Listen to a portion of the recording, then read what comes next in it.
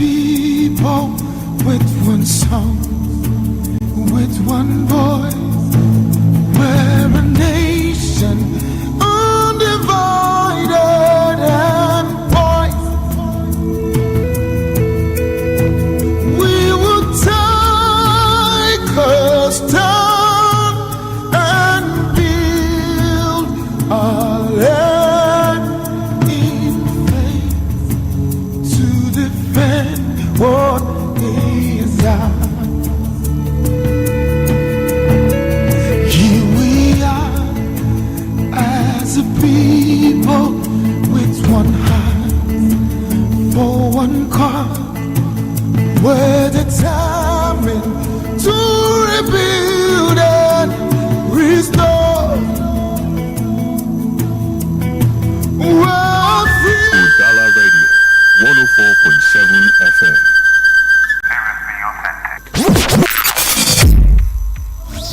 When politics unfolds, when decisions are made, we reveal the impact. Welcome to the Polity, your deep dive into the forces shaping governance, policies, and power. From the halls of government. You were there. I was not there. Check the record. Wait now. You were there. I was not there. To the voices of the people. We are suffering. This suffering is too much. It's too much. Look at the students. There's no job. They finish school. There's no job for them. We analyze the undercurrents, expose the intrigues, and break down the narratives that define our democracy.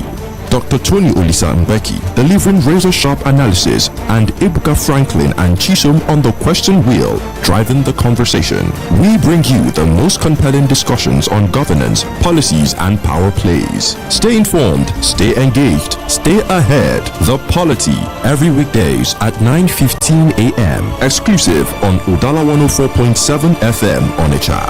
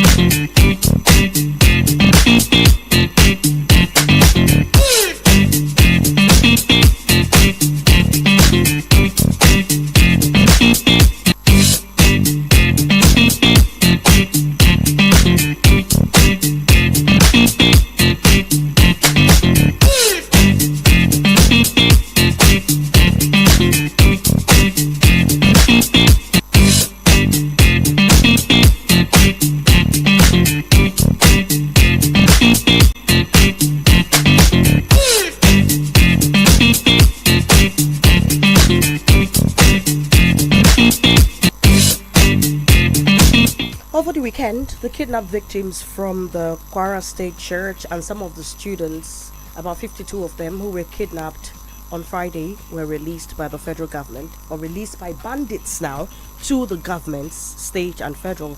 And of course, President Bola Tinubu has decried incidents like that in the country. He also put out a statement yesterday to Nigerians. I think I'll just take it word for word because it's pretty short. Or maybe I'll leave that for the later part of the show, alright? But just as people were getting released yesterday, the Deputy Speaker of Borno State House of Assembly, Right Honorable Abdullahi Askira, confirmed the abduction of 13 female farmers in Askira Uba local government area of the state by Boko Haram / ISWAP militants. That's Boko Haram, all the breakaway faction ISWAP. It looks like it's an era of serious security challenges in Nigeria. But of course, all of these we'll get to look at today, make sense of these developments and even more on today's edition of The Polity on Udala Radio 104.7 FM. Good morning to you and welcome. I am Chisom Chinedu. Franklin Ebuka is here. Good morning, Franklin. Good morning, Chisom, and good morning to everybody listening to us this morning. And of course, an interesting morning for us to look at developments in the polity. And I must say that something struck me over the weekend, and is the wave of propaganda and misinformation and the disinformation that some persons have been posting ever since the Federal High Court in Abuja sentenced Nnamdi Kanu to life imprisonment. In fact, between yesterday and today, I've seen about 3 of them, and I'll begin with the very first one. The very first one was misinformation credited to an unknown, unidentified US lawyer who was saying that Kanu was not sentenced, blah blah blah blah blah blah. If you just read this whole thing, you see how it was poorly concocted. Then another one I saw this very morning is that there's another misinformation or propaganda claiming that one supposed Air Commodore is coming to Nigeria with a warship, and he has threatened that unless Kanu is released, he's going to bring down Nigeria. And people are there. Just if you go to the post, you see how people are there, commenting, giving false hope to themselves and what have you not. Then the third one is what happened in Osobolo. In Ebuka local government area of Anambra said on Friday there was tanker explosion because a tanker collided with a car and a tricycle, and in the course of that there was an explosion. One person was burned to death, and then some shops were burned to death. Guess what is happening? Some persons are already out there in the media, claiming that what happened there was an attack by armed bandits, and it keeps me wondering why we so much like to just throw in misinformation and disinformation for whatever reason. I don't actually understand. I don't know why people do that kind of thing.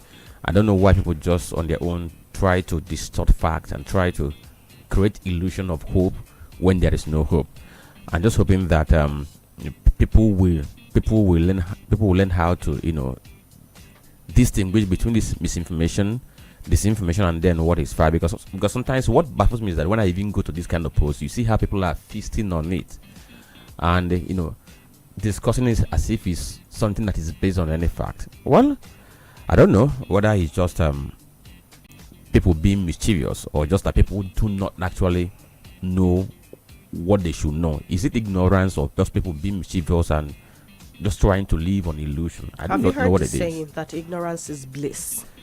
When you hear ignorant people talk, it is the confidence for me, frankly. Over the weekend, I heard something really strange or scary. I won't say it on air because it will be stroking the whole arms of violence. But I heard some people say something over the weekend, and it led me into making statements on things ordinarily I would just let slide, But the people stroking putting the wood in the embers of violence, one thing I've always come to notice is that they have little or nothing to lose. At the end of the day, they have, look around, they have little or nothing to lose. I saw a post this morning of a feat of a soldier snapped, and he had US Army written on the boots, and they were already on the comment section saying the US Army is already here. Oh my God, someone claimed that he took that picture of someone's leg at the airport. You need to see the comment section. Celebration. No, my worry is that we the Igbo people, we pride ourselves as people who are very wise, right? And even outside our confines, people of other world also see us as people who are wise, people who are industrial, people who are enterprising. But sometimes when I see how we fall for cheap propaganda, cheap misinformation and disinformation, and I keep on asking myself, how did we come down to this level whereby we have lost our sense of common sense, where we have lost our sense of rationality, we have lost our sense of critical evaluation and analysis, whereby anything that strikes our bias, we swallow it hook, line, and sinker without asking questions. It's a shame. It's a really big shame. This is not who we are. This is not who we are. Dr. Tony Olisa Mbeki is here to do justice to all of the matters from the analysis angle of it. Good morning, Tony. Good morning, Chisom. Good morning, Nigerians. Good morning, the good people of Southeast. Good morning, the Anambra. Good morning, in the Onitsha. Good morning, in Dosimo. Good morning, everyone under the reach of a voice. Has been a concatenation of events. It has been cascading, moving from left to right. It has been a kind of a swift turn of events. So many things are happening. People are talking, and reactions are pouring in everywhere. But then it's also important to know that as these things happen, all we owe is to do justice to that. Justice is not for sale for us here, and it can never be for sale. For us here in this sanctuary, we tender justice, but we also admit that sometimes mercy can be very, very above judgment. Wherever you are listening, it's also a pleasure. Remember, we appreciate God Almighty for His mercies, for keeping us alive. Is wanting to witness these things that happen, and he always employs mercy all time to take us through to wherever we desire to be. It's a privilege to be here as well, and it's also a privilege for you to also listen to us. You're welcome. Absolutely. We're going to first go to tell you what the front pages of the paper say. Right after that, we start to look at the matters one after the other. A lot of editorials on the front pages, and so we're going to take what we can and then go to the papers and tell you what else is inside. On the Guardian newspaper now, we have the Guardian, the Punch, Vanguard on our tables. On the Guardian, page 6, international pressure mounts on FG as states close schools over kidnapping. Yes, 41 schools were closed over the weekend. And court warns FBN, Access Zenith Bank MDs against defying order in their soil alleged 1 billion naira debt suit. That's it from the front page. But getting into the pages of the Guardian newspaper, you'd see some other stories. Bauchi closes public-private schools over insecurity. Court orders FG to publish NDDC forensic reports name indicted persons in security. PDP accuses Tinubu of capitulating to terrorists. Fourth school closure. Terrorism. Time is running out, Mr. President. That's an editorial. Those are the stories on the Guardian newspaper. Right, so over to the Sun newspaper, we have the first headline here. It says, alleged 1 billion naira to bandits. Kaduna gives El Rufai 1 week ultimatum to provide evidence. Second headline here says, Tinubu orders withdrawal of police officers, guarding VIPs, employment of 30,000 personnel. Other headline says, Raps, Nigeria-US collaboration will address security concerns.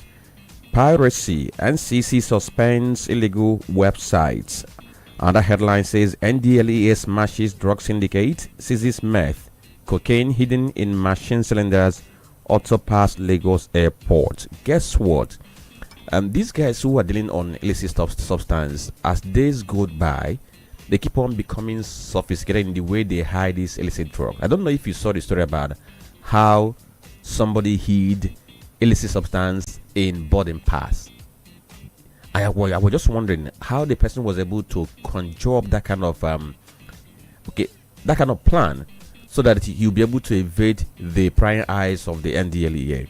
Then another story says DHQ probes claims of troops withdrawal before abduction. I think the governor of Kebbi State was the one who raised the alarm. He was questioning that troops were deployed to that very school, but 30 minutes before the abduction happened, those troops were withdrawn, and he was asking questions. Now DHQ has responded saying that they are probing, and if anybody is found guilty and nobody is going to be spared, are we going to believe them, or we have our skepticism? Another story says closure of schools won't curb insecurity. PDP tells FG, I am very proud of my Nigerian roots. Bukayo Saka, unfortunately yesterday he didn't score in the Arsenal 4-1 mauling of Tottenham Hotspur. Kebbi's abductor girls and Senate directive is another story on the Sun newspaper. Kano's conviction may affect Tinubu's re-election. Okoye, coordinator of TBNI. Nigerians spend 2.16 trillion naira on overseas education in first quarter of 2025. And the last headline says P2B and the ethics of refusal. These are the headlines we have on the Sun newspaper. All right, from the Sun newspaper, let's take a look at the Punch. A mass abduction crisis. Tinubu pulls 100,000 policemen from VIPs. Audit undercovers over 61 billion naira payment breaches in NNPC. States pile up 1.06 trillion naira debt despite record allocations. FHC demands bloggers arrest over forced assassination report on judge. 2 arrested over attack on Fuji musician Obesere. Boko Haram abducts 12 Borno women, raises community. Kaduna gives El Rufai 1 week to prove 1 billion naira bandits payment. He said the administration of Governor Basani has paid 1 billion naira to terrorists, and he's been asked to prove it. 5 policemen killed, 2 injured in Bauchi ambush. Again, Falcons risk missing FIFA window. Those are the stories on the front page of the Punch newspaper. And over to Vanguard. Let's look at the headlines on the front page, because like Chisom pointed out, an Abatoria has taken over the major part of the front page. And there is a headline beside the nameplate of Vanguard newspaper. It says Tinubu orders withdrawal of police officers guarding VIPs. It's the stories on page 10. It has a rider. OK's recruitment of 30,000 officers. Did you see the picture with which that story was posted? And people have been trying to interpret what Mr. President depicted in that very picture. Some said that he looked like somebody who have run out of ideas, somebody who is crestfallen, or somebody who is in critical and deep thinking. Then another story here says Oyedebuto Christians take charge before genocide descends into anarchy. The story is on page 8. Another headline says 50 students abducted from Niger Catholic schools have escaped. The story is on page 5 of Vanguard newspaper. It has a rider. 38 kidnapped victims from Kwara Church regain freedom. Governor Abdulrazak commends president's hands-on approach. These are the headlines we have on the front page of Vanguard newspaper. And you already know what the major topic would be today. We're going to start with insecurity and all matters surrounding it. We learned that at the end of the day, after the audit was done, the number of students taken away was 315. Tony, I've been trying to wrap my head around how you move 315 people out of the school. The time it would take, for you to hurry all of them, if you're taking them in a coaster bus and whatever transportation means you're taking them with, to round them up, put them in these vehicles, and make away with them.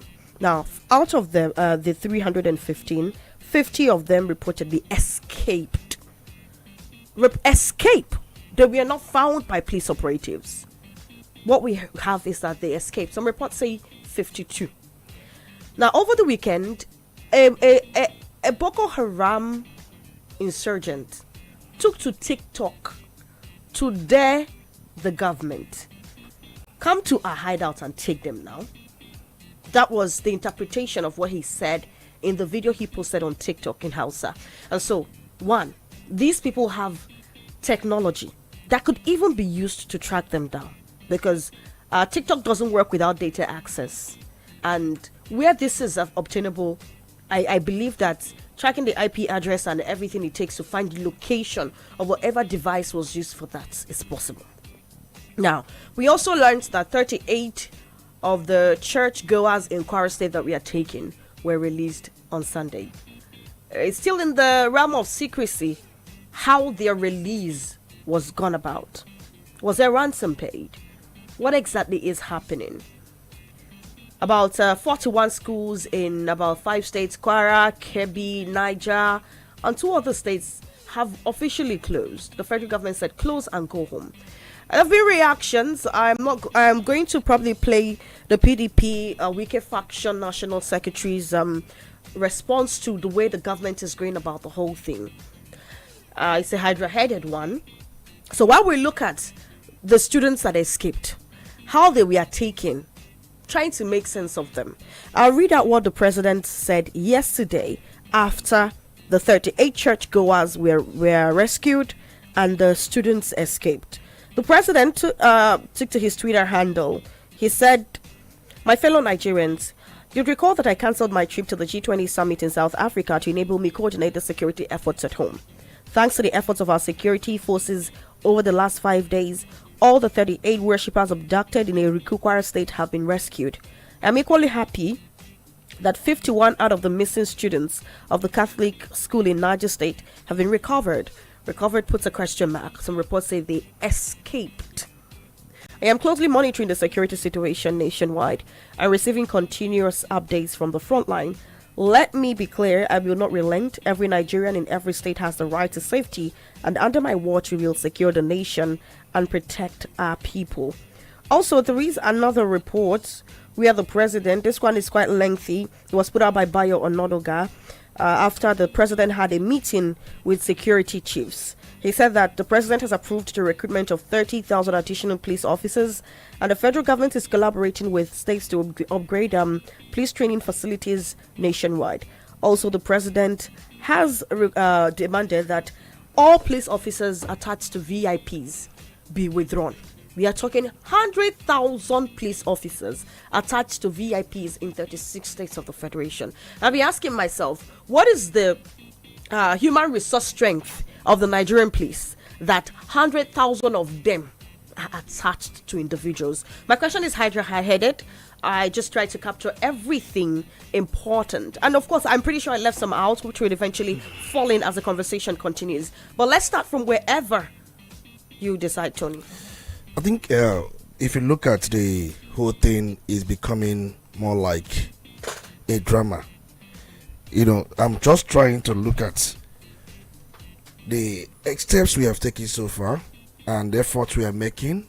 These steps we are taking so far, efforts we are making, are they commensurate to the jihadist war we have found ourselves in? Are they commensurate to the state of guerrilla warfare Nigeria has found itself? We are talking about the outcomes or some of the offshoots of this guerrilla warfare. We must admit that the country Nigeria is at a state of war. It is not a conventional warfare. It is a kind of unconventional warfare. And we've seen the aims and objectives of those who are into this. The idea of kidnapping for ransom is to get money to buy more weapons and then go on with the intention. We must look at the whole thing holistically. The kidnapping is just an offshoot of the warfare. When they kidnap, ransoms are paid, and when these ransoms are paid, they add it up to sustain the warfare they are into. We are talking about the kidnapping of the schools, and sometimes even it is interesting to let you know, yes, because it wouldn't just stop unless we're able to defeat this hydra-headed monster in the entire northern part of the country. Northeast has about 31,022 schools, all levels like both primary, JSS, SSX, just for Northeast, and Northwest has about 52,743 schools, all levels. So if you sum just these two zones, you have about 83,765 schools in those parts of the north. Note that this does not also include the North Central, which is also the northern part of the country. But the truth remains that, just like I said, the country is at a crossroad. And we don't learn from lessons. We don't learn from countries that have faced this similar warfare. The truth remains, even if we don't like to say it, even if we don't like to admit it, Nigeria has turned into Mali. Remember, Mali is currently fighting this terrorist group, ISIS, Al-Qaeda affiliates, rural banditry, ethnic militias, weak borders, and so many things. Because they have weak central government, there is corruption, there is foreign aid dependency, and poor equipment and intelligence coordination. Nigeria is just like Burkina Faso. Mass killings in villages, abductions, kidnappings, terrorist insurgency. Why? They are struggling, they are into it as we speak right now. Thousands are killed yearly. Military juntas, as we speak today, have not solved it, as against what some people may think that it has been solved. They have poor military strategy. Terrorism is just a new anthem there because terrorists have infiltrated their different organs of government, and also the population having a mistrust of government. Nigeria is like Somalia. You have all manner of militias, bandits, terrorist group, Al-Shabaab, because they have weak government, and terrorists operate freely. Government only controls major cities. The other areas, they are being controlled by this terrorism, or these terrorists as we call them. They have a warlord structure in that very country, and also maybe of their external interference. Are you going to talk about DR Congo? Militias everywhere in DR Congo. Banditry and mass kidnappings in DR Congo. illegal mining funded armed groups. Because government, I must let you know, in that country does not control large territories. So you can understand that these things are everywhere. And these countries, they have their own peculiarities, no doubt. They're struggling, no doubt. And exactly what is going on in these countries is what we are seeing in Nigeria. And it's the same set of people, these nomadic Fulani killers. And one thing is, there are countries that have taken over, they have taken control. But also, we've seen countries that have defeated this kind of madness. Sri Lanka, for instance, defeated insurgency and terrorism. In fact, in Sri Lanka, it was called Tamil Tigers. They fully succeeded in 2009. Can we go and ask Sri Lanka how they did it? Because they had centralized command, well-equipped military, they cut off terrorist funding, eliminated militant leadership. No political interference in military operations. Key, no political interference in military operations. Not when United Arab Emirates had detailed Nigeria. Some of those who have been funding terrorism in Nigeria, we did nothing under Buhari regime. We acted as if nothing existed in the first instance, and we have not been able to cut out the funding of terrorism. Go and ask Sri Lanka, they did it. Military was given free control, and before then they weeded the chaff from the substance because they had infiltration, but they were able to use both technology and at the same time mapping, where they use satellite mapping to look at how the military men and women put up themselves. Everybody was a suspect, and they came through. If you look at Colombia, because I'm aware that Colombia succeeded. You remember FARC, the rural guerrillas? They succeeded. FARC was demobilized and put motionless in 2016. Even when we know that Algeria, we know about the Islamic insurgency in the 90s. But in all of this, you find out that countries that have failed, like Mali, Burkina Faso, DR Congo, Somalia, even Afghanistan, even Mexico, the common reason for these failures, weak political leadership. In all of these failures, weak political leadership, corruption in the military. Let's be honest, most times we don't like telling ourselves the truth, we don't like admitting the truth. Corruption in the military, poor intelligence, sabotage, because when you try to coordinate intelligence, they don't have central intelligence command. This one is doing its own, the other one is doing its own, and they are sabotage. There are those in those intelligence groups sabotaging the effort of those who are in the field. So there is no unified national strategy. I'm telling you reasons why some of these countries failed. No unified strategy anywhere. Sometimes in some of these countries, militias were better armed than the state actors. So it tells you that the same thing is playing out here in Nigeria. We are so much concerned about the effects of this cancer called banditry terrorism. We are not concerned about rooting them out. Look at them moving with their guns. I saw a video where one of the terrorist leaders had what do you call it? They call it Fatah in either in Hausa or Islam. We're talking about handing over your daughter to a supposed husband. I saw the video. They came with thousands of motorcycles. They all hung their guns on their neck, coming for wedding Fatah. They had merriment. They ate. They drank. They enjoyed themselves. A terrorist leader daughter was having wedding, and they attended. They used a lot of specs. It happened in this country.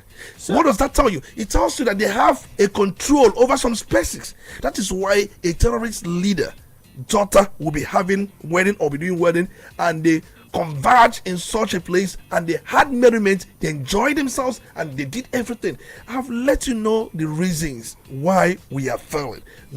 Reasons similar to we are some of these countries where it failed. We are serious every time we come out here. We talk about kidnapping, abduction. These are offshoots of the war we are into. And the war we are into is not a conventional war, a guerrilla warfare. They have targets. They want to commit genocide. They want to take swaths of land. They want to foist their flags. They want to take charge. They want to take control. So Nigeria is telling us, the presidency told us that 38 churchgoers were released, but we were not told how. The last time we checked, these bandits were requesting 100 million naira for each of these churchgoers. Do you in any way see that, or do you suspect that we are possibly postponing doomsday?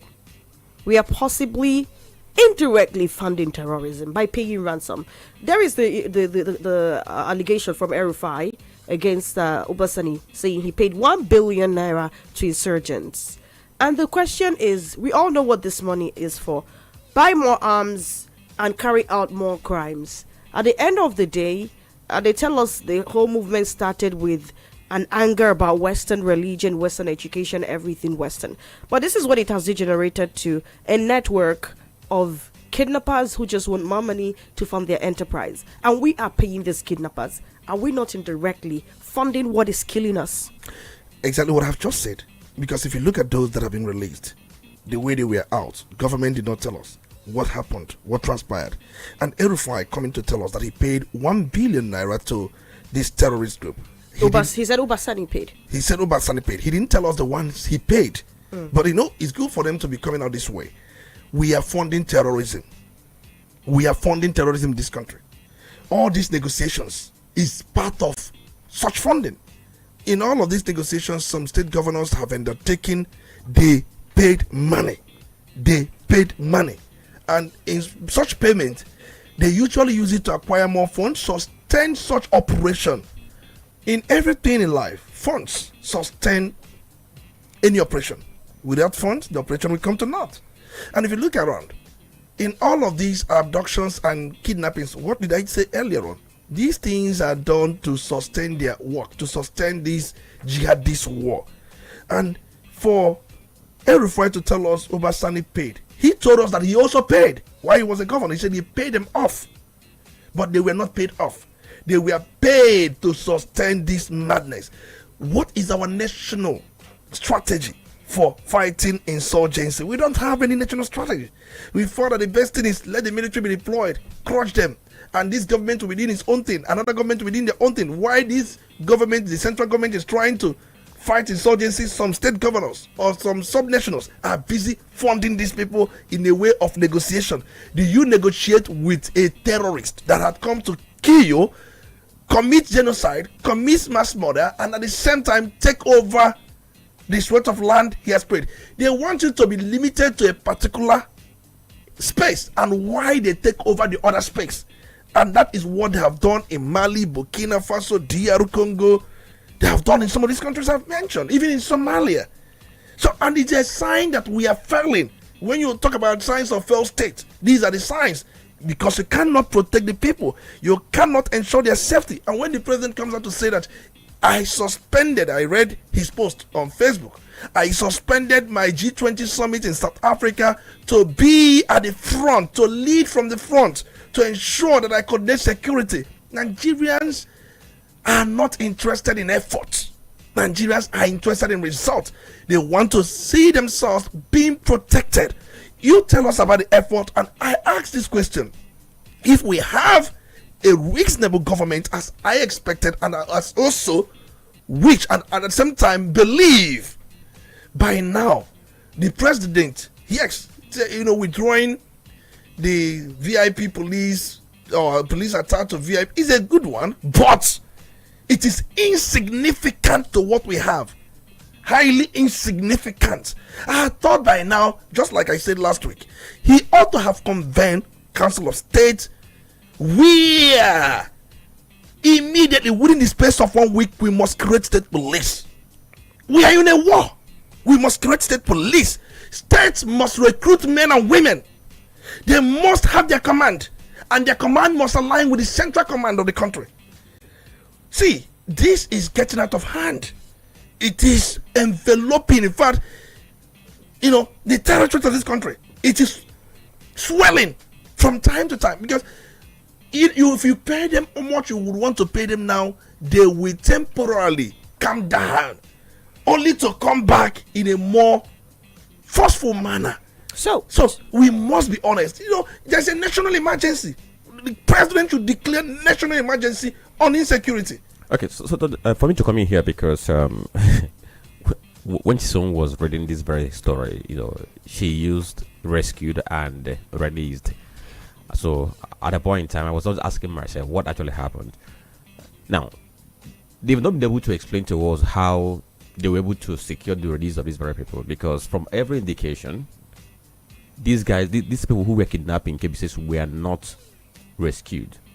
They were released by the terrorists, either by virtue of negotiation or whatever. But as it stands now, government has not given us anything categorical on how they were released. So we need to know, how were they released? Was there any ransom paid? Was no ransom paid? Now, then coming to the other side of it is the president saying that he suspended his travel or whatever he wanted to go for to ensure that he lived on the front. What actually did the government put in? If government put in, what were they able to find out? Have they been able to find out what led to the kidnap? Have they been able to spot where these kidnappers are camping? Now, if they've been able to find out what led to this very kidnap, what is the next thing? Because I'm just wondering what actually led to this very kidnap we have. We had kidnapping in Kwara State, we had in Kebbi State, we had in Niger State. Is it as a result of these guys trying to get a shield, or because they heard that Trump is threatening to use airstrike to attack them? Did they go after these very people to abduct them so that they can use them as shield in case anybody wants to carry out an air raid? So from the effort they are putting so far, what have they been able to find out? Is there any arrest that has been made? Have they been able to break into the intelligence of how these persons work? Then what plan have they devised? Now look at the case you made reference to, Tony, the video you made reference to. Most of the terrorists that came for that very celebration, they came riding motorcycle. Now, is government making any plan on how to look into use of motorcycle in that very area? Because if motorcycle has become their common means of transportation, what are you doing? Then how are they getting money to buy motorcycles? How are they getting money to sustain their operations? Because this whole thing is of calling for meeting every time, calling council of state, calling the chief of the chief security officers or security chiefs. They are all good, but at the end of the day, after this very meeting, what do we get to implement? Because what matters is what we get to implement to ensure that these guys are handicapped. I think we should be thinking about how do we get to handicap these very guys, because if we're able to handicap them and they lack supplies in every ramification, there's no way the operations will not be challenged. So Tony, on that side of the effort that have been put in, and government is now trying to say, okay, we're able to deliver this and deliver that. Is there any light? Is there any light at all in what we have seen so far? I have given you examples of some countries that are facing what we are facing and why they keep failing. And we are applying the same measure, and you think there will be light. Remember, I did say that doing the same thing at all time, expecting different results, is a height of insanity. There seems not to be light at the end of the tunnel going by the way we are going. We must be frank. Is there political interference in this fight against insurgency? The answer is yes. Can't we admit it? When you have political interference in the fight against insurgency and you want to win it, it has also political connotations to some extent. And you look at it, what I say, why don't we call Council of State where decision will be taken about state police so that it will be very fast? The idea of the meeting is to make it within a week. All right. Because most times whenever there is such emergency, a law can be made in a day. Do you know this constitution we talk about amending Section 214. Once such a meeting is done, within 2 days, state police will be created. All right, state to be empowered let's quickly take a to break create their own police and fight this hydra-headed monster from their own front and align with national intelligence if we are really sincere and open about this fight. All right, let's take a break, attend to some commercials. When we come back, the conversation continues. I will probably also will take a look at the long-term plans of Nigeria to end insecurity. It is becoming the air we breathe, and it is not proper. Keep it locked. 104.7 Udala Radio. When the city sleeps, the river remembers. When the drums call, Onitsha awakens.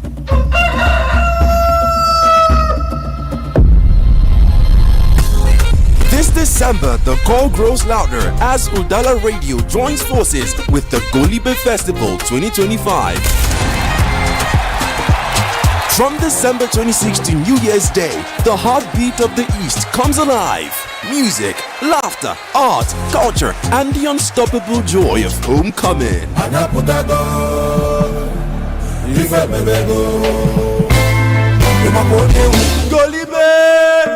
This year promises more energy, more color, more connection. A festival for every proud son and daughter of Igbo land.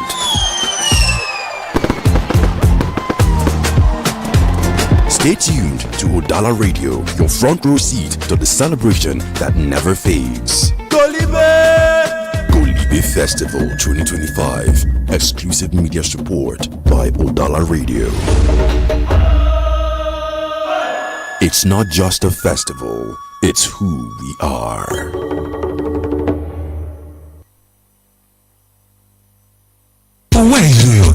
mana dịka nwa afọ Naija nwoke maọbụ nwaanyị ebe ugbu a ị kwesịrị ime onye na-akpọ gị n'ekwentị. Ohere na-abịa sọ naanị otu ugboro, mana nke bụ ezigbo ajụjụ dị na ya bụ ị ga-adịkwa na njikere. Ekwekwala ka ohere ọzọ ganarị. Lee anya otu kọlụ ziri ezi nwere ike ịgbanwe ndụ gị. Tinye Truecaller app n'ekwentị gị tata, mara onye na-akpọ gị, hụ na ịtụfughị ohere ịnweta otu kọlụ ahụ nwere ike ịgbanwe ihe niile. Truecaller, za ezigbo oku.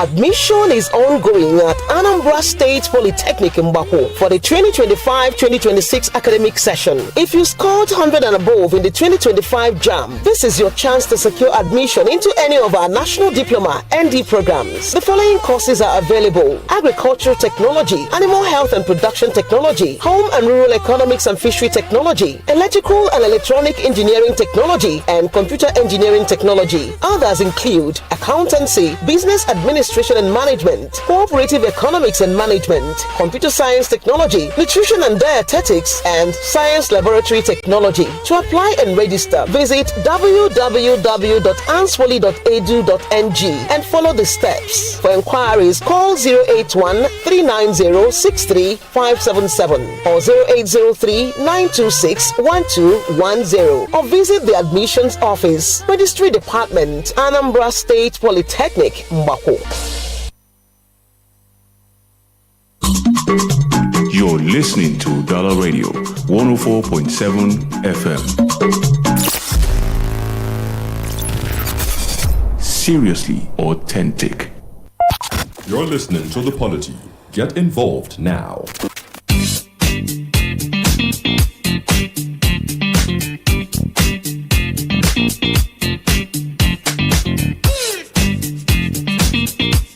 Of course, it's still the Polity on Udala Radio 104.7 FM, and we're still looking at the security situation in Nigeria. Before we went on that break, Tony, you were trying to take a look at how state policing is going to help us nip this monster in the bud, or maybe not in the bud, but take it out from the root.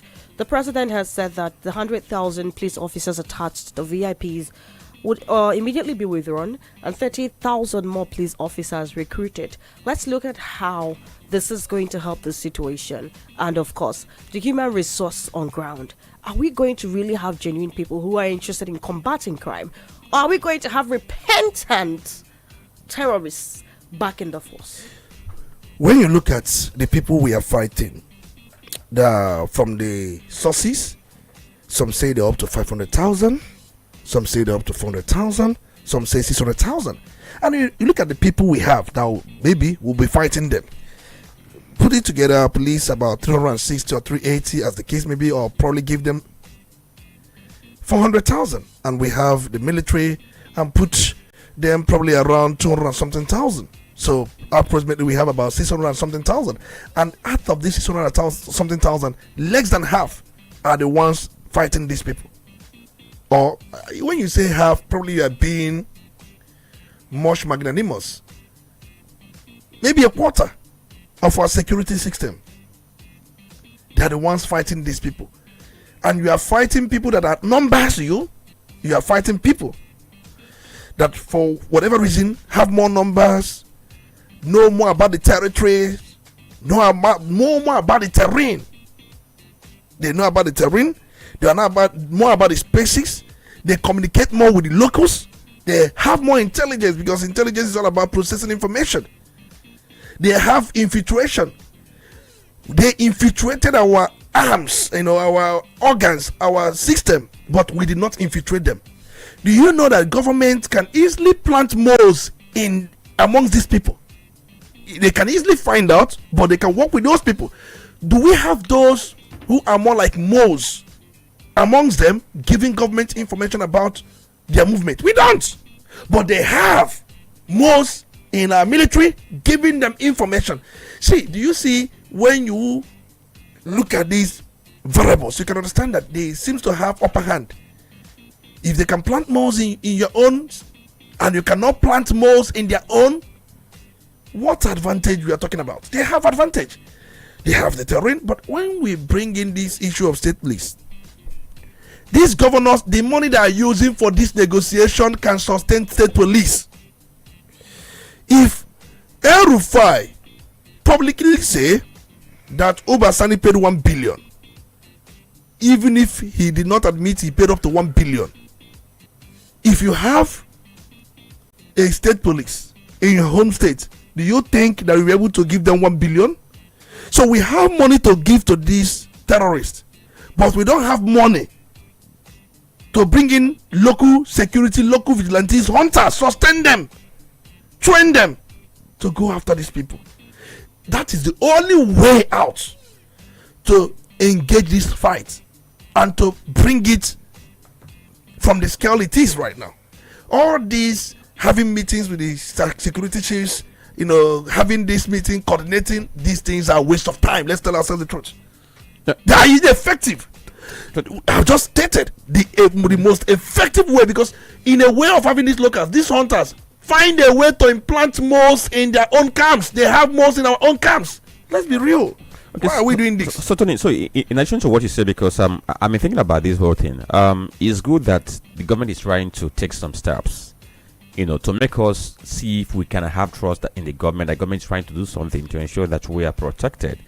And the president has said, employ more 30,000 policemen. All the policemen attached to VIPs, they are going to be withdrawn. So let's see whether it's going to happen this time around, because this is not the very first time we have heard such from IGPs that have come on different occasions saying that same thing. Now, because I'm looking at how we can begin to take some steps that in the long run that can benefit us. Because now, if we're going to employ, let's even say that we are going to employ more than 30,000 policemen, and the about 100,000 policemen who are attached to VIPs are withdrawn. We have like 130 of them, because in total, what we were told is that we have about 370,000 personnel of Nigerian police force, and 100 is taken out of it and given to VIP. So we are left with about 270,000. If we are going to bring back this 100,000 and they recruit more, maybe we are cutting about 400,000. Then people who we are fighting, if they are in the realm of, let's say, in the region of 400,000, 500,000, 600,000, fantastic. Then you now talk about the arms you have, the arms we have, and the arms they have. How do they equate? Then secondly, the issue of are we thinking about how to even cut off these guys' recruitment base? Because if there's no base for them to recruit, it will be difficult for them to recruit, but we have not even thought about it. Yeah, human capacity enlargement scheme. Exactly. So are we thinking about how do we look for where they get to recruit people from, why people they recruit fall for them, and begin to address those things? that can help in the long run, help us to address this. Because for now, what we're talking about is what we can do in the immediacy to manage the situation, because it's now becoming escalated. Then outside this, those policemen we are going, because to talk about state police, fantastic. But for me, I always have this skepticism about it. That if we are going to have state police now, based on the current system we operate, we might still fail. Why am I saying this? If you go to the north now, if they are going to recruit policemen, they are going to recruit locals, and some of them are sympathetic to the cause of these very guys. So if you recruit them and they join the force, they become a mole in the hands of these terrorists. So the issue of compromise that has been there for a long time. Why is it taking us so long for us to be able to begin to fish out these very moles? Because whether they are there. So why is it taking us too long a time for us to bring our heads down and begin to look inwards and be able to pinpoint these very people and take them out one after the other? The truth remains that we keep being in shadow, thinking this, thinking that. I have always said, look at countries that succeeded. How did they succeed? In everything, there are people that will be sympathetic to this or sympathetic to that. That is why recruitment process is very key in everything we do. Hunters have helped our military to a great extent. These hunters, many of them lost their lives and nobody's talking about them. Because most times when our soldiers, when they lose their lives, they are being either giving one thing or the other, even when we know that the system is not good. What about the hunters? They have nothing. And we are saying, look at those who have helped out in this fight. Can't we formalize everything about them? Formalize it. And they have helped us in area of information. If not for them, I wonder how we're going to get information. See, the truth is, we need this thing at this point. You may create state police today. It does not mean you may sustain it. For this fight alone, if you, after the fight, we may decide to either to keep it or to put it aside. But the key thing remains. Do you think that would become another problem when you give people arms? It's not about people. We are talking about those that have been recruited through normal process. That's what I'm saying. See, if you said we can decide to sustain it or not, you absorb them into the national security, not keeping them away, as in relieving them of the appointment. No, if you allow states to have police, if we decide today we don't want state police again, all you need to do is to absorb them into one national security. Okay, Tony, that's it. Let's take a look at something that Franklin raised. The root cause of all of this. Okay. When Boko Haram started in 2002, if I'm not mistaken, Yusuf, he started it. He said his people were being ravaged by poverty. He said Western education is against the teachings of Muhammad. He said people who did things the Western way, including the religion, were infidels. But he had one thing working for him: the sympathy of other poor people. The people who could not access the basics of life, the people who could not have good water, there were no roads, vast ungoverned spaces. The agricultural industry that they seem to thrive in gets affected, and the government does not even know, talk more of getting to interfere. Poverty is a root cause of the existence of Boko Haram in the first place. Now, let's not also forget the fact that some persons have also looked at the population in the north, the population explosion.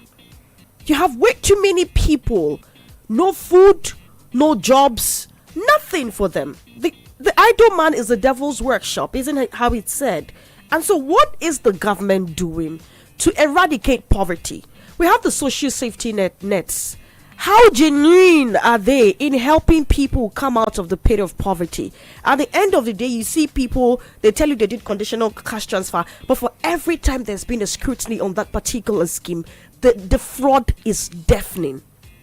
The fraud is so overwhelming, and you start to ask yourself, what exactly is wrong with the black man?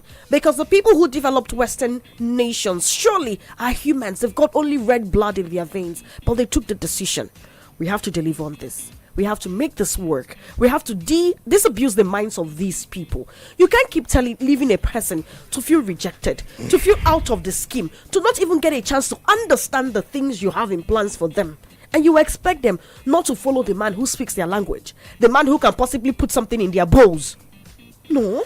I think I understand their concern, Chisom. There's no doubt. Every warfare has kinetic and non-kinetic approach, stick and carrot approach, and that is where the carrot comes in. And instead of negotiating with terrorists, instead of taking these people out of poverty, we are paying terrorists. I have said it many times, we created this monster. When we embezzle money, when we divert funds meant for public good, meant for public safety, meant for development, is a way of creating this monster. When we do all manner of things, neglecting the real jobs, buying properties outside the countries, investing, using public funds to invest for our personal gains, we are creating this monster. If you go to this place where some of these things are happening, they don't have water, many of their schools are dilapidated, they don't have health institutions, and we are told that these terrorists even attend to some of their needs.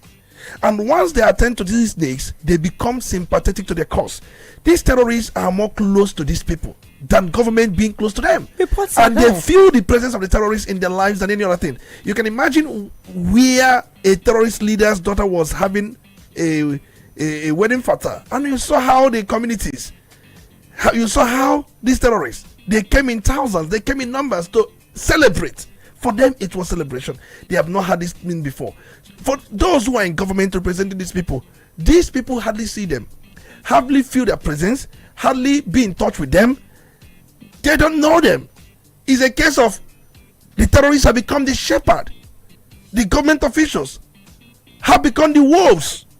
Where, even in the Bible, there is this story of Jesus Christ where he says, "My flock, they know me." For these terrorists, they have got flocks and they know them. And that is why it has become so difficult. But it is better late than never. We must have a national strategy when it comes to fighting these people, fighting insurgency. And what will be that national strategy? It must be encapsulated in carrot and stick approach. In the area of stick, I have outlined what is needed, and I've always said and I've also said we must endear these villagers. They must become friends of the government. How could they become friends of the government? We must attend to their needs. They have needs, they have problems. The money we are paying these terrorists can at the same time find its way to attend to the needs of these villagers. Many of them have no basic formal education.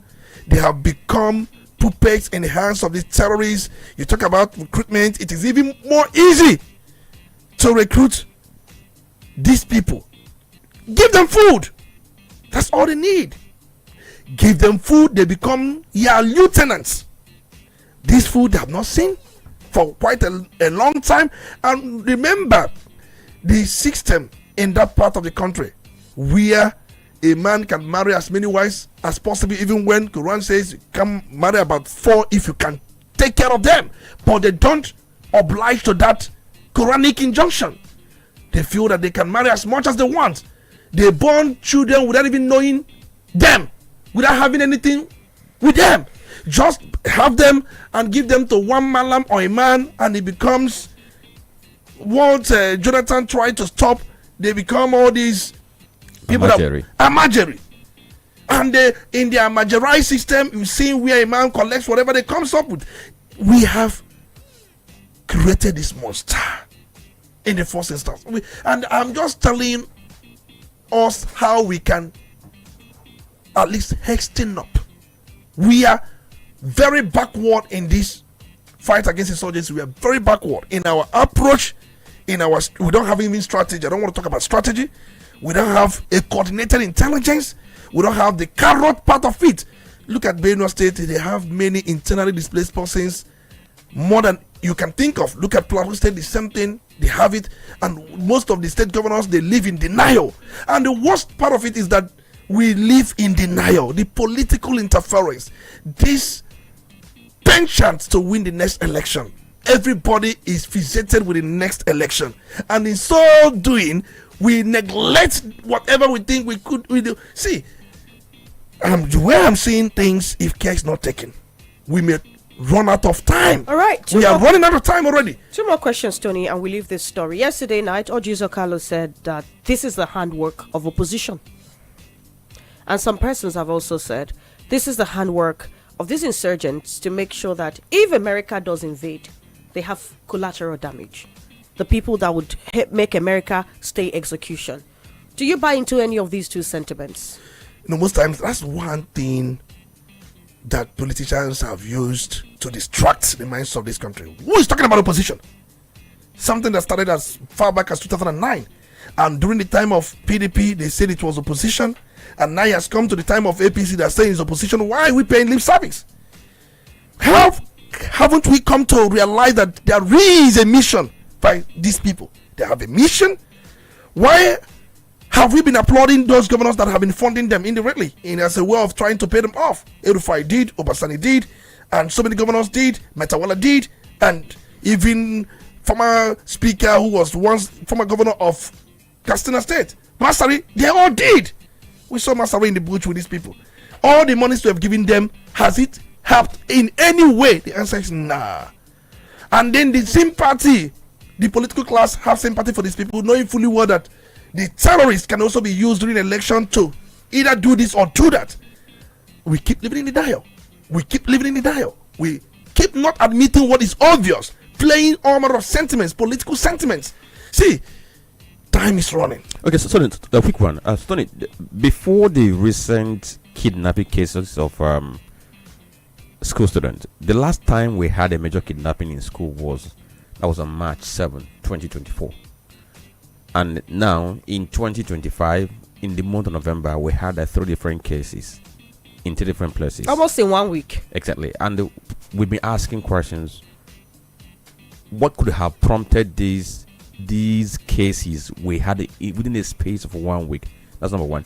The number 2 is people somewhere are thinking that there is a gang up against Tinubu in the north, and the script that was used to oust Jonathan is being played now. How do you respond to this? Just like I said, there are different departments to this. There is the political department to what we are facing, and you cannot really say for sure that this has no political undertone. And we have thought in this country that the best way to remove a government is to create more of this, to in a way allow it to snowball the way that could make the pressure be felt by the president or whoever that is in charge. Yes, I can as well agree that it is part of the scheme. Jonathan was removed through the same scheme, but not that it was harvested in such a manner to remove him and it will die down. We have had those who have intention. There are those who have been making money, millions of dollars, billions of naira out of this insurgency. It is an enterprise for some people. And remember, look at our national budget. The paltry sum we use for our budget, it is so paltry. $35 billion. That's our national budget.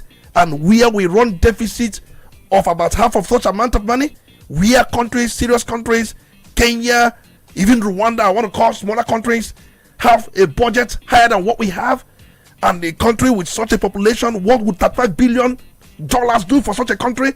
Where we have infrastructural deficits amounting to almost $1 trillion. See, we are backward. I don't know. I don't want to call it African mentality. We have so many things holding us back.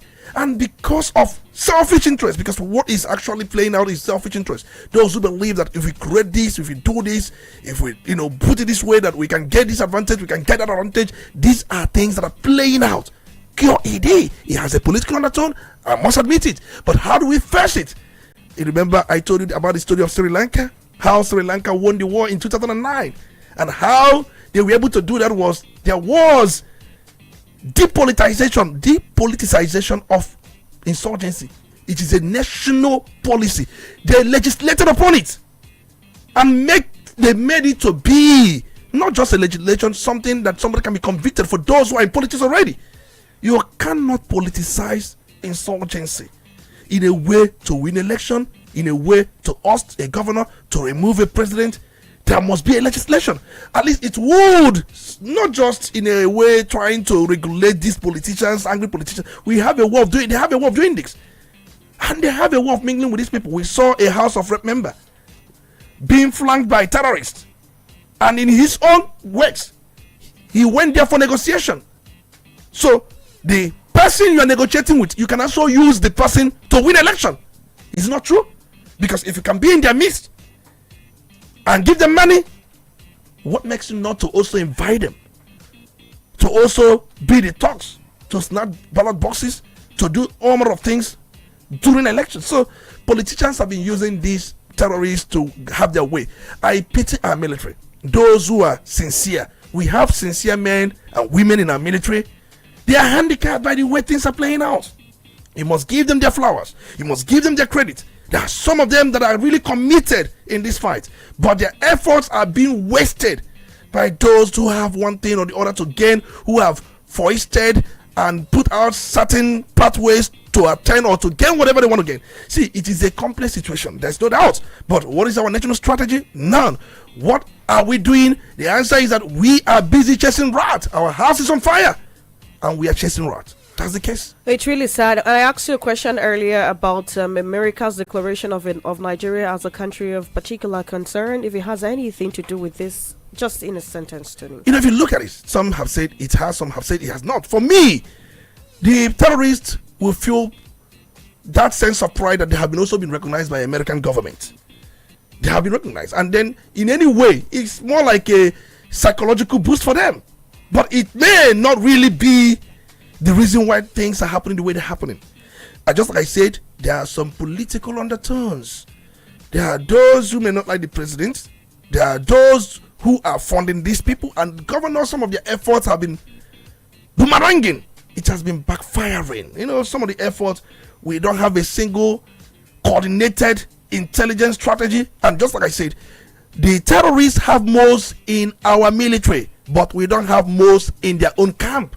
How do you expect to win such guerrilla warfare when they seem to have upper hand, when they have the numbers? How many of our security men or women are fighting these people? Right. And we are talking about recruiting 30,000 police and at the same time deactivating the police on VIP service. We think that is enough. It is totally insignificant. Totally. And I've said the best way to go about this is for us to have state police within a space of 1 week. And then through recruitment process that will be very rigid and thorough, where communities will at the same time vet those that will be in this security. The communities will vet these people, and through institutions like traditional institutions and so many things, we can at the same time come up with a template on how this will be done. We must have numbers. I don't see why we don't have up to 1.5 million, 1.2 million men and women fighting this, and look at their numbers, and you want to win it. Let's be honest, we are just wasting our time. Let me even quickly ask, because if you're looking for the numbers for us to fight this insecurity, what is the sense of for this categorization we have in our security operative? Take for instance, we know that the primary agency for security is the police. Out of the police, we created FROSC for traffic. We created VIO, and so many others were created. Out of that police too, we created NSCDC, and they said their primary responsibility is to guard national assets and what have you not. I have gone through the assignment given to NSCDC, and I don't see difference between what the police does and what NSCDC does. So if these things are becoming complicated, is it time we begin to think of how we can collab these very different agencies back to the police so that we can have the numbers. All right, we need to take a break now, attend to commercials. When we come back, we round off the conversation. The debt profile of the different states in Nigeria is something of great concern. We'll probably quickly look at that before we open up the phone lines. To stay. You're listening to Udala Radio 104.7 FM. Seriously authentic. Quality bread, Wendy's bread, for your family breakfast. Wendy's bread, Wendy's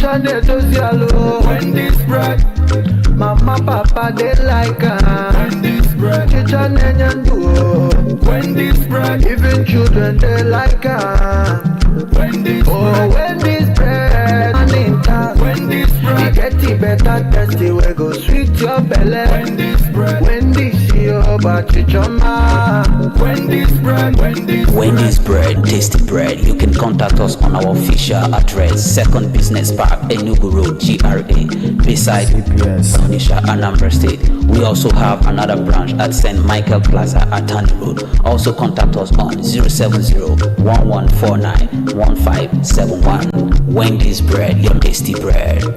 Wendy's bread.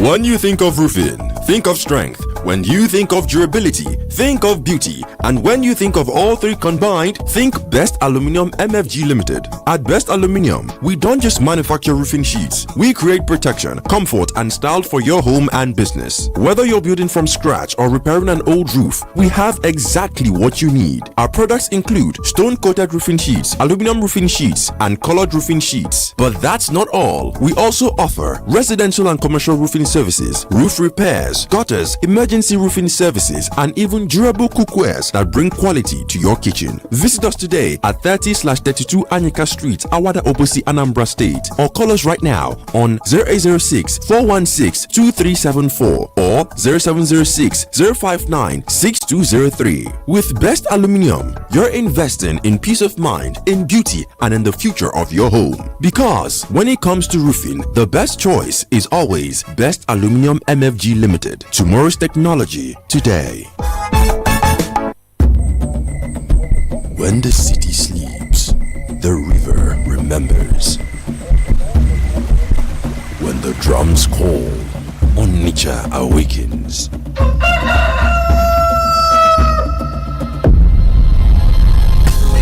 This December, the call grows louder as Udala Radio joins forces with the Golibe Festival 2025.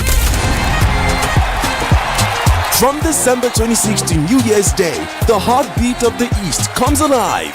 Music, laughter, art, culture, and the unstoppable joy of homecoming.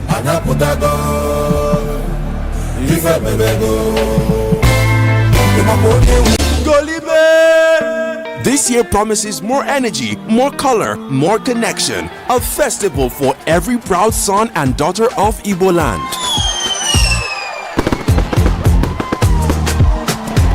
Stay tuned to Udala Radio, your front row seat to the celebration that never fades. Golibe Festival 2025. Exclusive media support by Udala Radio.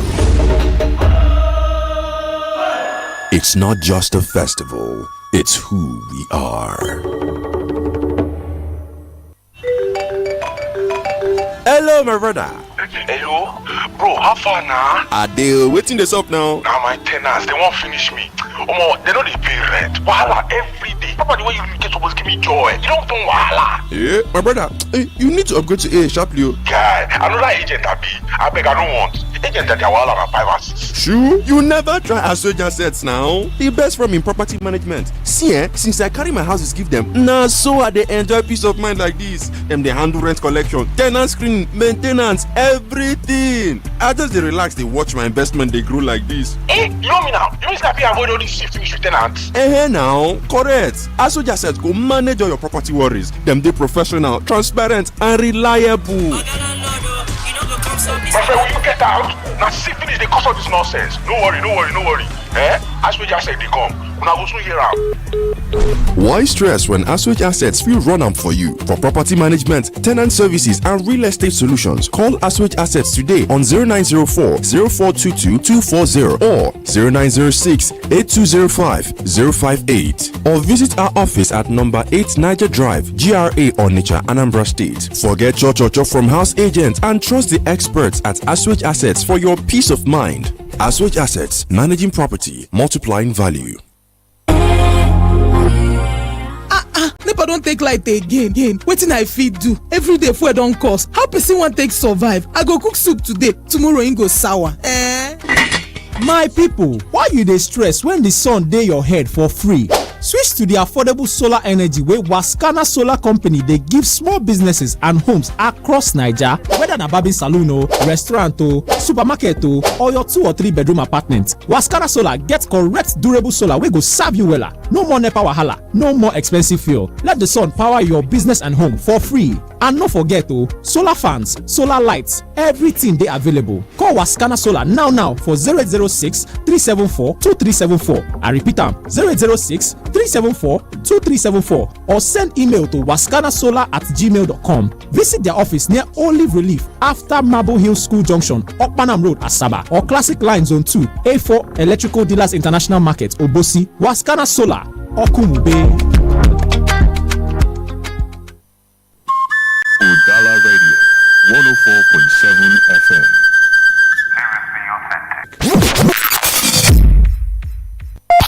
You're listening to the Polity. Get involved now.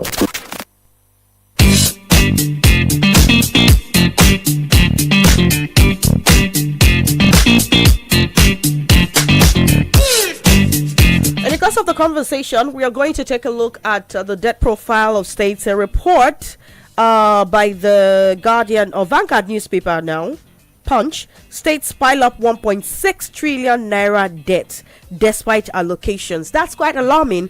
But before we take a look at that, we're going to open up the phone lines 0803-221-6973, 0803-827-6694. We have a couple of ground rules. You have 2 minutes to state your points. Be as objective as possible.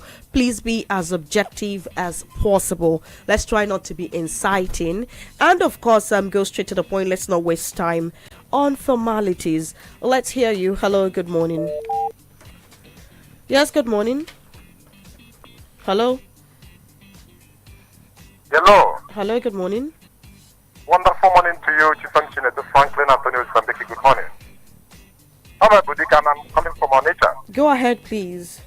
As the commander-in-chief, a party leader, national leader, while the predecessor was in power, I mean, is he not part of the government? Talking about the incumbent president, President Bola Ahmed Tinubu. He's in government already, and he's the commander-in-chief of the armed forces. I mean, even if there are people that are politicizing whatever, I mean, how do you like the political will to fight it? That shows gross incompetence on the part of the president. So I don't see any reason, no excuse can be given here. No excuse can be taken. Because everything you have it at your beck and call. Now, even apart from that, the U.S. government also offered to help you out. All you send is those who will lobby, go and lobby so that you are on top of the situation, this and that. Yes, things are deteriorating. The same APC went to Obama. Muhammad Buhari was inclusive. Most of these politicians were inclusive. Over insecurity. The same incumbent president now on 2012 occupied Nigeria against all odds. So I don't see any excuse that a governor can give why you cannot secure your people. I don't see any excuse they can give. But what I want to point out is this. In the midst of this insecurity, all the judge Omotoshoku will do is to take him down the Kano to the caliphate. But the fact remains that, and we don't. Are you there? Guess you lost connection. Hello, good morning. Good morning, Franklin. Good morning, Olisa Mbeki. Good morning, Chisom. the voice of Honorable Idenze, Mayor, Okume, Okulolo, Chendo, Numu Zemeke, Auda. Can I go on? Yes, please. Yes, let me first of all thank Olisa Mbeki for being for going straight forward, telling us that the hand of the people at the helm of the governance in Nigeria must be in security. Because I don't see the reason why certain things about this release of some of abducted students with the secret. Up till now, they have not come out to tell us whether they paid this ransom. Up till now, they have not come out to straight and tell us how it goes. Only that they have secured the release of these people. Well, what I want to say in NS is that, like Tony Olisa Mbeki said, they are not fighting insecurity.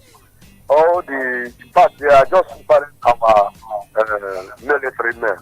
The good ones, because I know it's not all of them that are good ones. Why I say this is that the man that was kidnapped, who made call, and later they said the helicopter is coming to pick him, only to land in the hand of the kidnappers again and be killed. And no investigation has been made to know how Ake whatsoever no effect, and they are speaking English for us. People telling us he cancelled his trip for securing of these children. Is it a big thing? That's what we're supposed to do. But I want to tell you, if we dig into this release of these people, you will see that some of these politicians are sponsoring these people, collecting money from Nigerians, our taxpaying money, to acquire more armory, so that they will get what they need in Nigeria. But all I know is that since America has started saying something about it, I pray that they will come do something about security. Apart from that, Nigeria is going to be worse and worse than we expected. Thank you and God bless. All right then, we hope that America is going to come and do something about insecurity. And like we asked the question earlier, the root cause of insecurity, will America also eradicate poverty from Nigeria? Will America also reduce the population of out-of-school children in Nigeria? Good morning. You should try to reconnect. Hello there. Good morning. Yes, good morning. My name is Badmos. Let's hear you, Badmos. You might have to move around a bit. The network is a bit down. Tony Olisa Mbeki was hammering on state police. The reason of creating state police is to make security to be local, not to fight terrorists that are with sophisticated killing machines. So, where we are, where Nigeria is currently, state police will not solve anything. For instance, last week, there was kidnapped, I think, is it in Kebbi State, where they kidnapped school children. Then, we now did some calculation. The distance between where they have police station and where the school reside. And the last time I checked, it looked like from Onitsha to Oka. So the school is in Oka and police station is in Onitsha. So when something happened there, those in Onitsha will now mobilize and go to Oka to fight those that. So it cannot work in the north. These people, they have landmass and they don't live together. They don't live the way people from the south are living. Some people will just go in the thick forest and settle there and call themselves one local government. That's what they are doing there. So state police will not work. Then on the other side, on Tinubu saying that all VIP are withdrawn. I want to know, is it immediate effect or when is it going to start? Because as I'm talking to you, I saw one musician this morning with some police. They are moving around this morning as we speak. So when are they going to withdraw the so-called VIP police from the big boys? Because maybe today they can tell us all the things. Then finally, on the issue of Nnamdi Kanu, And let me sound it very clear. If the federal government don't want to release you, they will not release you. Let's also turn it the other side.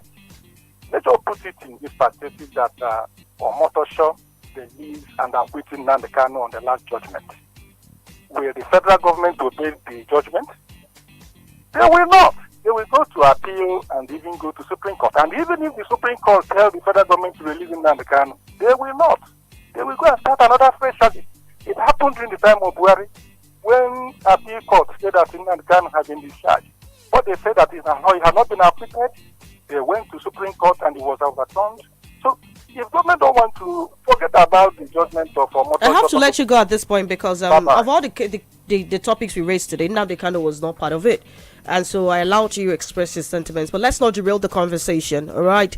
The president has said 30,000 more policemen to be recruited, 100,000 policemen attached to politicians and other eminent Nigerians should be withdrawn.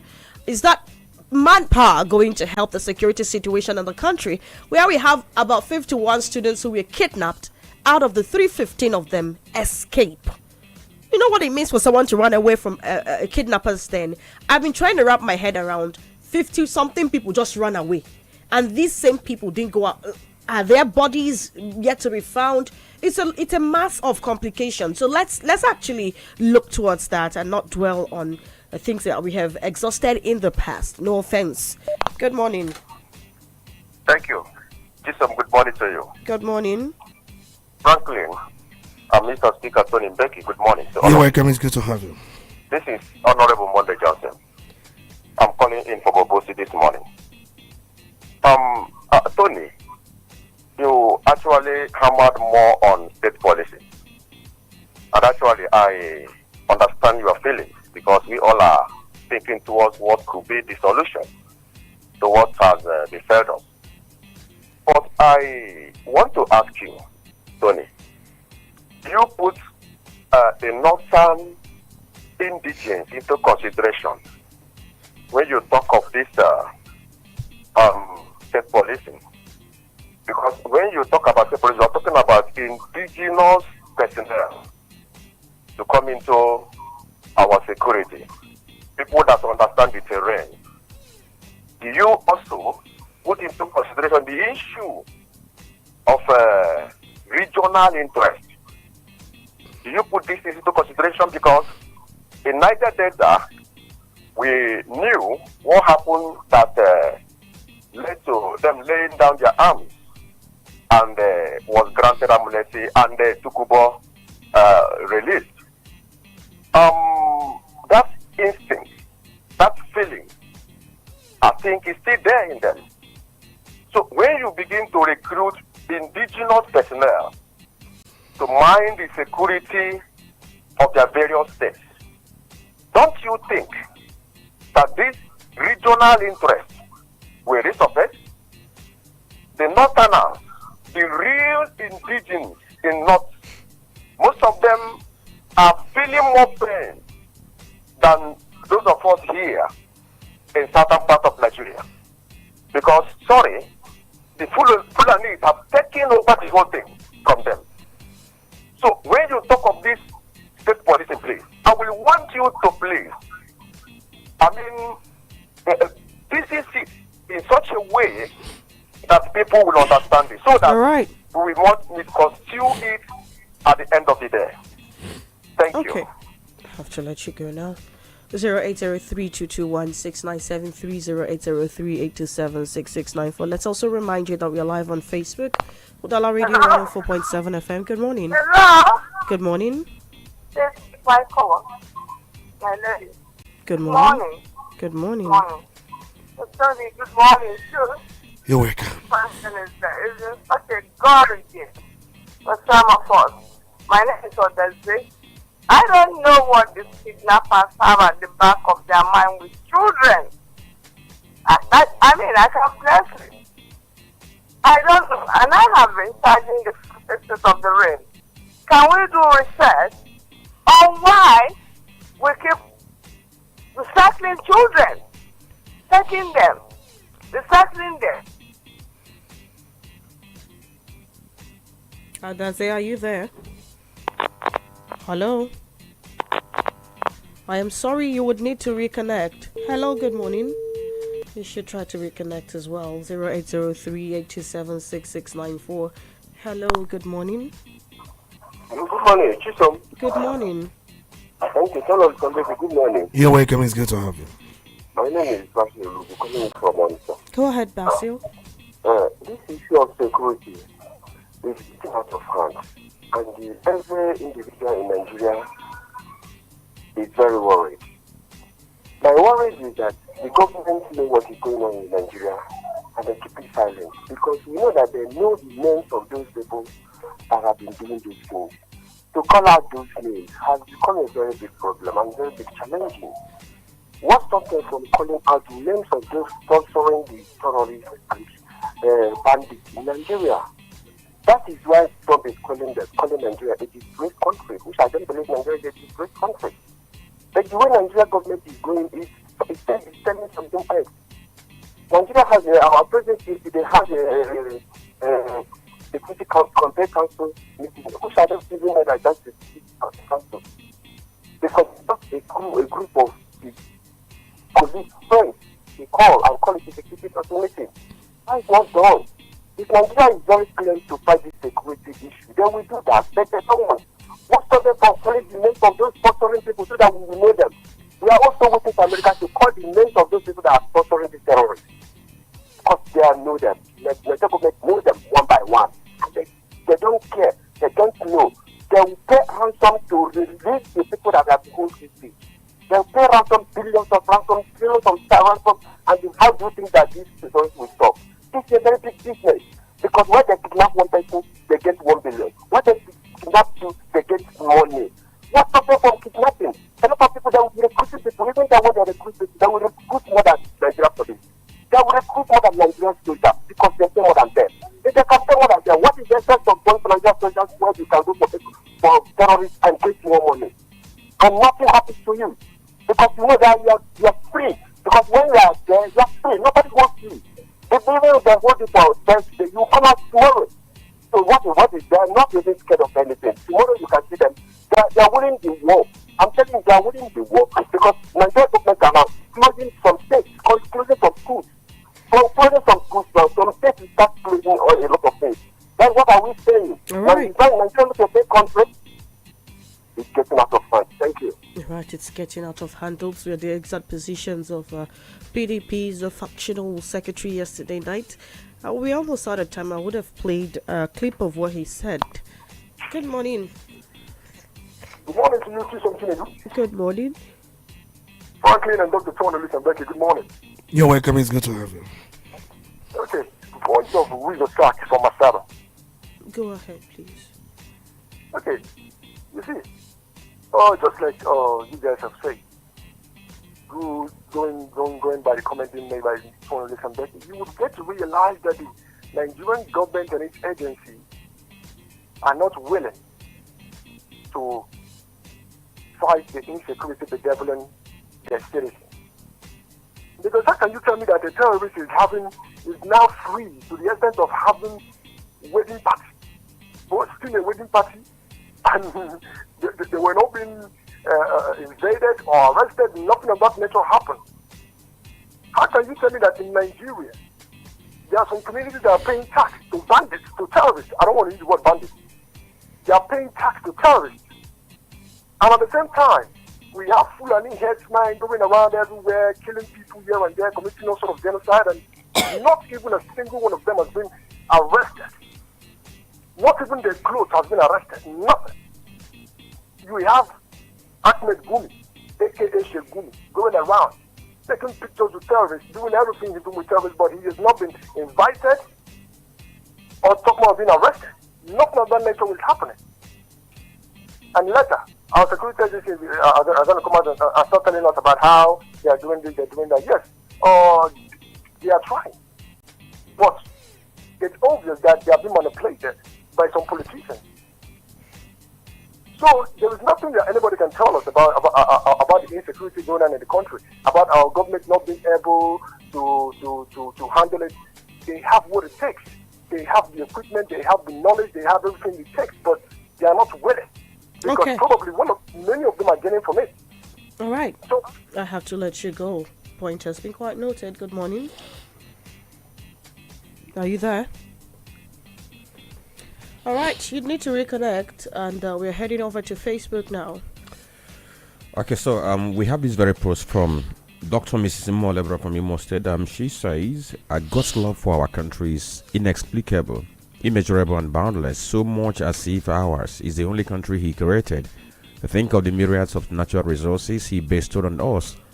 Our very clement environment, no earthquake, no hurricane, no volcanic eruptions, yet we introduce into this land of divine blessings such plagues as human quakes, economic tsunami, dog-eating dog culture, human degradation, and social retrogression. We must all reap what we are sowing. May God have mercy on people who hate themselves. Then, Don Dejavu says, the wishy-washy order to withdraw police personnel from corrupt politicians or Nigerians is playing to the gallery to deceive gullible-minded Nigerians. Successive governments said the same thing and nothing came out of it. John Chukwuemeka says attaching 100,000 police officers to VIP shows how the government feel about the average citizen of this country.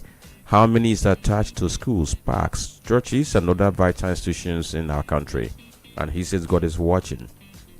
Rotrat Obia Wikage Christopher says the summary of Nigeria's fight against insurgency is a kind of situation where the government is grooming terrorists, funding them indirectly and using them for selfish reasons. How can you fight terrorism without cutting their sponsors' supply chain? Who and who have been identified as their sponsors? Withdrawal of police men from VIPs and closing down schools are just mere insignificant means.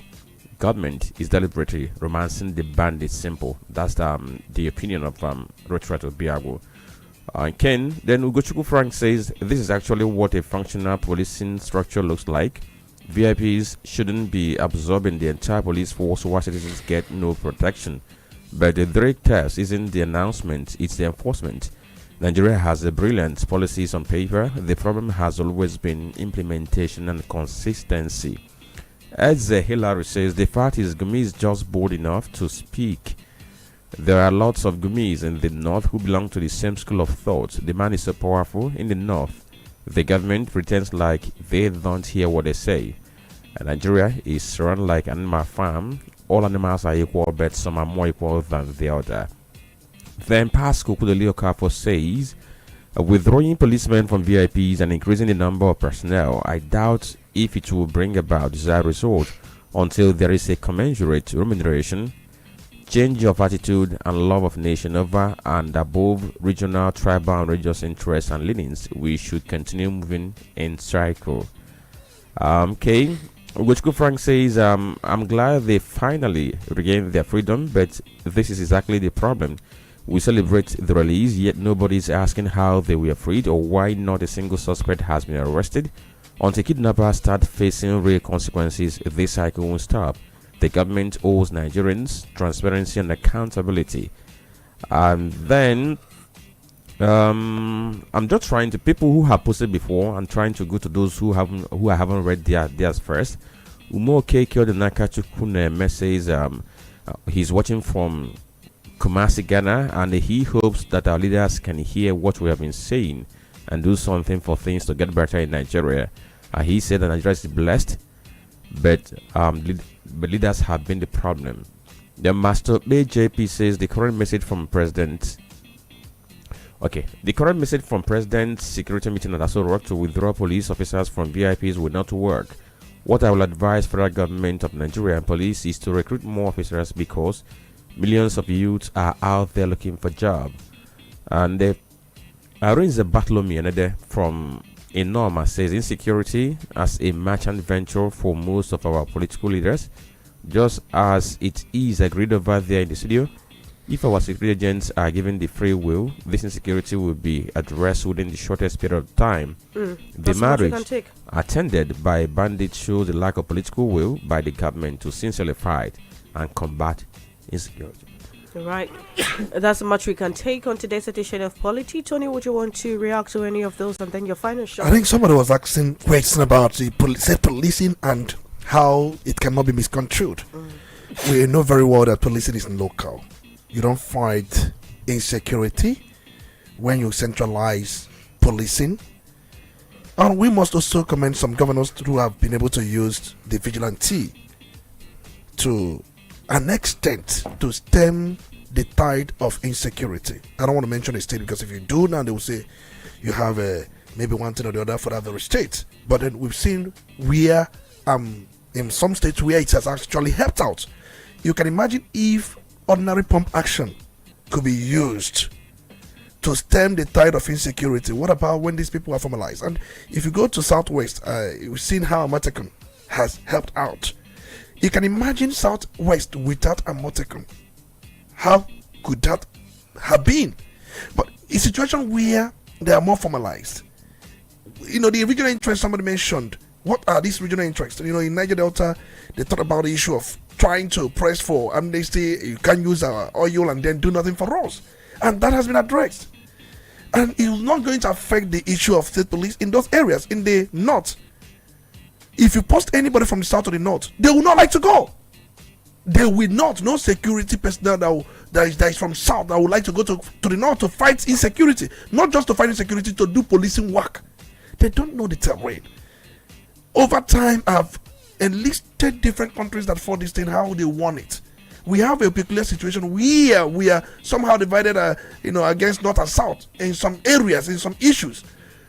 Every state, local government, and when you talk about state police, not about the state alone, we are talking about the local government having a police. There are some local government in the north that you hardly see presence of police. There are some towns in the north that don't even have police at all. Many. And we have these insurgents resting, feasting in those towns where you don't have a single policeman. And we think we win the war. The truth remains, let's do what is noble. And it has been agreed. My concern is, why is it taking so long? The Council of State, the National Executive Council, and many of them have agreed. They say that every state seems to have submitted what is holding back. Is a way at least to give people protection. Security and welfare of the people remains the primary objective of the government. Right. And that's the best way we can go about this. And other things I mentioned, there's some